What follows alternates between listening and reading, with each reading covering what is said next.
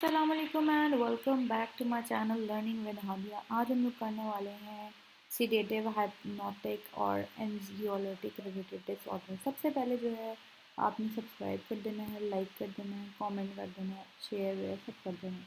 अच्छा, तो सीडेटिव और हिप्नोटिक और एंजियोलिटिक इनकी डेफिनेशन का बारे में पता होना चाहिए। तो सीडेटिव क्या है? जो कि सूदिंग और कामिंग इफेक्ट होता है, जो कि स्लीपिंग पिल्स होती हैं, ट्रांसक्विलाइजर्स होते हैं, are available as prescription medicine.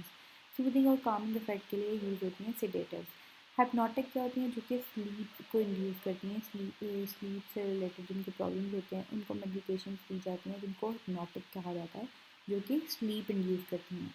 And एंजियोलॉटिक जो कि एनजाइटी सिम्टम्स को ट्रीट करती हैं।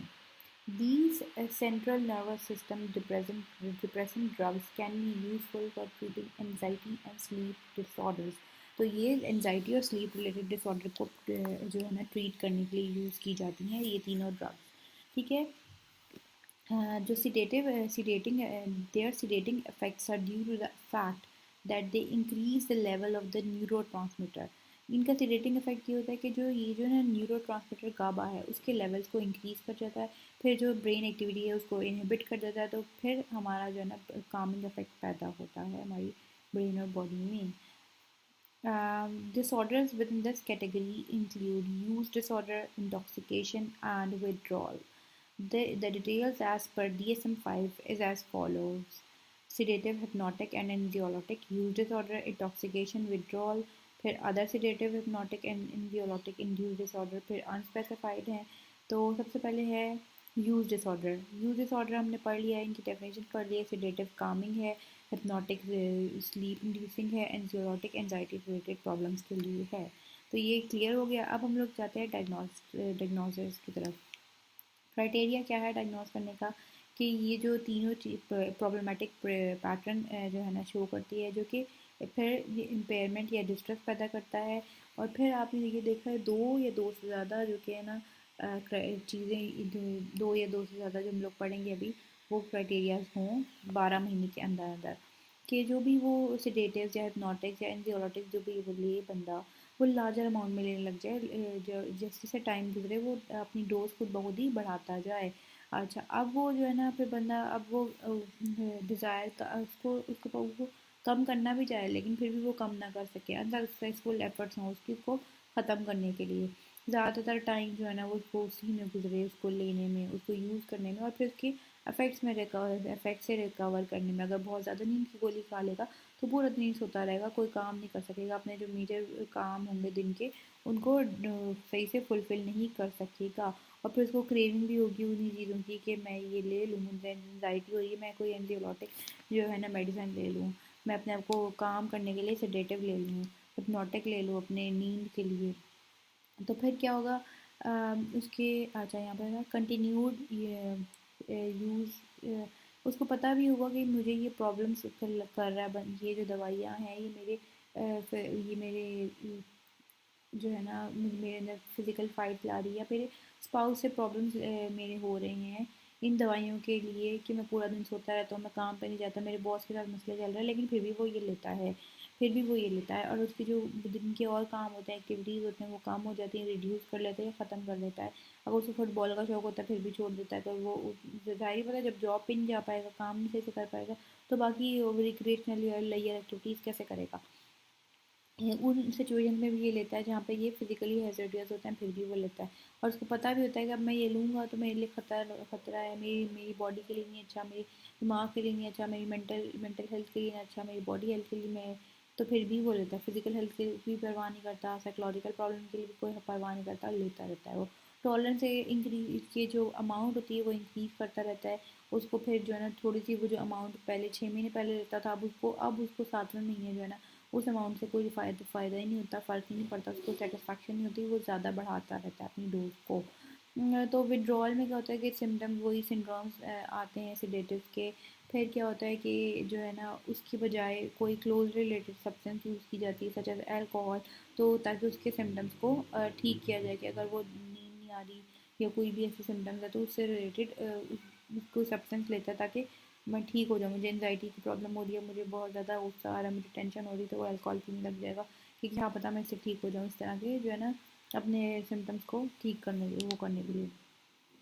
आगे आ रहा है सिडेटिव, हिप्नोटिक और एंजियोलॉटिक इंटॉक्सिकेशन। इंटॉक्सिकेशन क्या होती है, उसका रिसेंट यूज़ करता है वो बंदा, फिर सिडेटिव का, हिप्नोटिक का, एंजियोलॉटिक की इनको रिसेंट यूज़ किया होता है उसने, उसके बिहेवियर में साइकोलॉजिकल चेंजेस आती हैं, बिहेवियर चेंजेस आती हैं उसकी, जो कि फ़ौरन ही उसके बाद जो है ना इंटॉक्सिकाई जब वो लेता है तो इंटॉक्सिकेशन के बाद फ़ौरन ही डेवलप होने लग जाती हैं। एक या एक से ज़्यादा सिम्टम्स पाई जाती हैं फ़ौरन इसी दवा इनके लेने के बाद।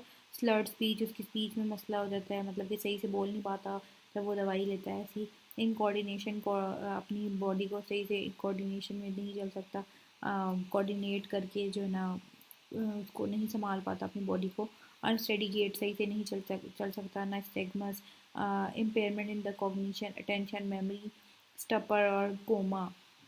किसी मेडिकल कंडीशन से तो नहीं एट्रीब्यूटेबल, कोई मेंटल कंडीशन से तो नहीं, मेंटल डिसऑर्डर तो नहीं है, ये भी देखा जाए। फिर सेडेटिव, हिप्नोटिक और एंजियोलॉटिक विड्रॉल। अब इसको छोड़ने का आ रहा है। विड्रॉल क्या है, उसको सेडेशन छोड़ने पे या उसको कम करने पे क्या होता है, use that has been prolonged. आगे आ रहा है दो या दो से ज़्यादा सिम्टम्स पाए जाएँ कुछ घंटे बाद या कुछ दिनों के बाद, जैसे ही वो उसको कम करे या छोड़े। क्या है, ऑटोनॉमिक हाइपर एक्टिविटी, उसकी पल्स रेट है, उसकी स्वेटिंग है बहुत ज़्यादा होने लग जाए, hand trimmer, insomnia, nausea, vomiting, transient visual, tactile और ऑडिटरी हेलुसिनेशन या इल्यूजन, उसको खुद खुद ब खुद कुछ नज़र आने लग जाए, हेलुसिनेशन होने लग जाए, इल्यूजन होने लग जाए।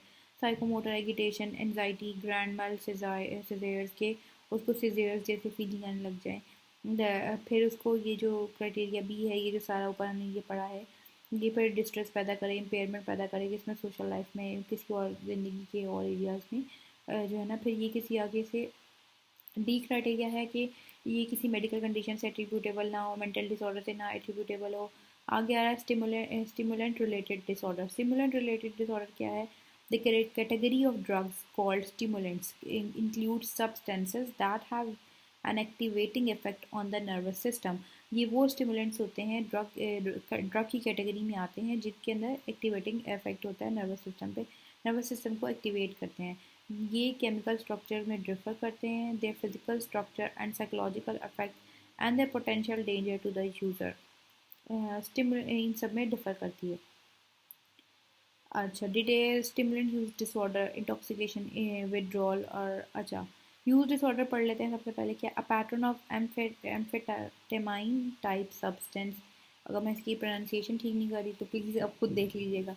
कोकेन और other stimulant use leading to clinically, अच्छा जब भी वो ये लेता है तो उसको क्लिनिकली डिस्ट्रेस, इम्पेयरमेंट आती है, एटलीस्ट दो से ज़्यादा सिम्टम्स पाए जाए 12 मंथ के पीरियड में, लार्जर अमाउंट वो लेने लग जाए इसकी, एम्फेटाफाइन की, कोकेन की, इन चीज़ों की जो है ना ज़्यादा अमाउंट लेने लग जाए, और उनको कोशिश करे छोड़ने की लेकिन फिर भी ना छोड़ सके। जैसे जैसे टाइम ज़्यादा होता रहे, वो अपनी डोज है उसको भी ज़्यादा करता है। ज़्यादातर जो दिन का ज़्यादा टाइम है इसी में गुजरता है, उसको लेने में, उसको छोड़ने में, उसके सॉरी उसको हासिल करने में, उसको यूज़ करने में, उसको इफ़ेक्ट से रिकवर करने में, उसको बहुत ज़्यादा फिर क्रेविंग होती है इसकी।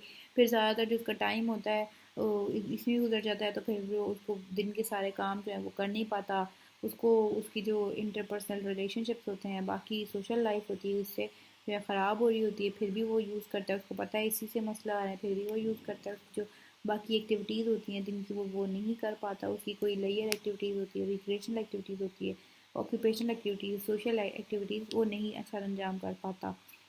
उसको पता होता है मेरे लिए फिजिकली हेज़ार्डियस है, मेरे लिए ख़तरनाक है, फिर भी लेता है। उसको ये भी पता होता है कि मैं अब ये लूँगा तो फिर मैं जो है ना फिजिकल मेरी प्रॉब्लम्स आ जाएंगी या साइकोलॉजिकल प्रॉब्लम्स आ जाएंगी, फिर भी लेता है वो। टॉलरेंस, ये वही चीज़ें बार बार रिपीट हो जाती हैं, ठीक है। फिर भी मैं पढ़ लेती हूँ देखो। टॉलरेंस है कि वो जो है ना उसकी जो अमाउंट है वो बढ़ती जाती है, सेम अमाउंट नहीं रहती। डिज़ायर उसको सेम अमाउंट का फिर मज़ा भी नहीं आता कि अब वो कहता है मैं और ज़्यादा अमाउंट लूँगा। फिर ये जो characteristic withdrawal syndrome for the stimulant, फिर अच्छा ये विड्रॉल आ रहा है, विड्रॉल करता है, पहले टॉलरेंस है फिर विड्रॉल को छोड़ने की कोशिश करता है, तो फिर क्या होता है कि उससे रिलेटेड को क्लोजली रिलेटेड कुछ सब्सटेंस ले लेता है ताकि उसके जो सिम्टम्स हैं उससे विड्रॉल कर सके, अपने आप को छुटकारा पा सके। फिर स्पेसिफाई क्या किया जाए कि माइल्ड है सिम्टम्स 2 या 3 सिम्टम्स हैं जिसमें एम्फेटाइन टाइप सब्सटेंस कोकेन और अदर स्पेसिफाइड स्टिमुलेंट। मॉडरेट है 4 या 5 से ज़्यादा सिम्टम्स पाए जाते हैं। स्वेयर है 6 या 6 से ज़्यादा सिम्टम्स पाए जाते हैं। स्टिमुलेंट इंटॉक्सिकेशन क्या है वो देख लेते हैं। रिसेंट यूज़ किया जाता है एम्फेटाफाइन टाइप सब्सटेंस कोकेन या किसी और स्टिमुलेंट का यूज़ किया होता है तो इंटॉक्सिकेशन में आ रहा है, इंटॉक्सिकेशन ली गई है। प्रॉब्लमेटिक बिहेवियर रहा हो, उसका साइकोलॉजिकल चेंजेस आ जाते हैं उसके अंदर जैसे ही वो लेता है सिम्टम्स, वो स्टिमुलेंट जैसे ही लेता है 2 या 2 से ज़्यादा सिम्टम्स पाए जाते हैं जैसे ही वो लेता है शॉर्टली आफ्टर स्टिमुलेंट यूज़। क्या है वो, उसकी जो हार्ट बीट होती है वो तेज़ हो जाती है या बहुत ज़्यादा स्लो हो जाती है। उसकी जो आइज़ हैं उसके अंदर डायलेशन आने लग जाती है, बहुत ज़्यादा छोटी हिलने मतलब कि वो डाइल्यूट सी हो जाती हैं। एलिवेटेड और लोअर ब्लड प्रेशर जो है ना बड़ा कम हो जाता है।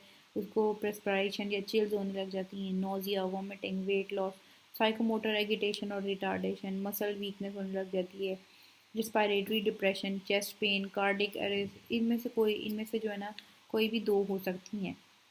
कन्फ्यूजन, सीज़ियर, स्पीनेस। फिर ये जो भी है ना, ये जो भी मैंने पढ़ा है अभी, मसल वीकनेस वगैरह, हार्ट रेट वगैरह, ये देखा जाए किसी मेडिकल कंडीशन से तो नहीं मुंसलिक, कोई मेंटल डिसऑर्डर से तो नहीं ये जो है ना सारे जो है सिम्टम्स या साइंस उससे तो नहीं मुंसलिक। फिर है स्टिमुलेंट विड्रॉल। विड्रॉल पे अब हम लोग देख सकते हैं कि जब वो उसको छोड़ना चाहे तो या और reduction in prolonged amphetamine type substance cocaine और अदर स्टिमुलेंट यूज को छोड़ना चाहता है सबसे पहले।